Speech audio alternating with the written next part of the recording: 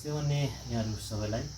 आज चाहिँ मैले यो पालि बनाएको धनु काँड देखाउन गइरहेको छु। यो चाहिँ हाम्रो गुलेली भन्छौँ है, यस्तो भएको। यो चाहिँ धनु हो है।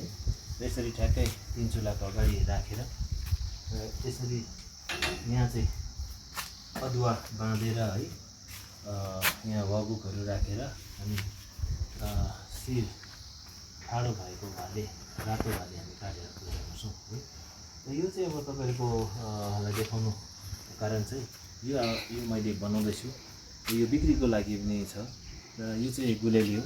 र गुलेलीको चाहिँ यहाँ यस्तो प्रकारले बनाउनुपर्छ। यहाँ चाहिँ मटेङ्ग्रा भन्छ है, यसरी लगाएर चाहिँ हामी हिर्काउँछौँ है, हिर्काउने गर्थ्यौँ। र आज हराएर गएको छ यो चिज। र त्यसै कारण मैले यो बनाएर एउटा एड पनि गर्न चाहेको। र यो चाहिँ धनु हो। र यो धनुको निम्ति चाहिँ मैले यो काँड आजकल मैले यो चाहिँ बाँसकै काँड बनाएको छु। आजकल यो हाम्रो फलामको चाहिँ त्यति हाम्रो विश्वकर्माहरूले पनि बनाउनु मान्दैन रहेछ है। यसरी चाहिँ अब हामीले धनु पहिला काँड चलाउँथ्यौँ है। र अब यो हामीले बिरुवा भइसकेपछि हामीले यो धनुकाँड राख्नुपर्ने हुन्छ। र यो चाहिँ हाम्रो सभ्यतासँग जोडिएको कुरा हो। हामी आज कुखुरा काटेर देउता गर्छौँ र बिरुवा जति छौँ हामीले गर्नै पर्छ। किनभने हाम्रो पुर्खाहरूले यो यस्तै धनुकाँड चलाएर है शिकार गरेर खाने हाम्रो जाति हो। त्यसले गर्दा हामी यसरी धनुकाँड राख्नु अति जरुरी छ। अब यो मागनिचा गर्ने एउटा समय पनि छ है। र साकेवा पनि आउँदैछ। र साकेवामा मैले यो चाहिँ अब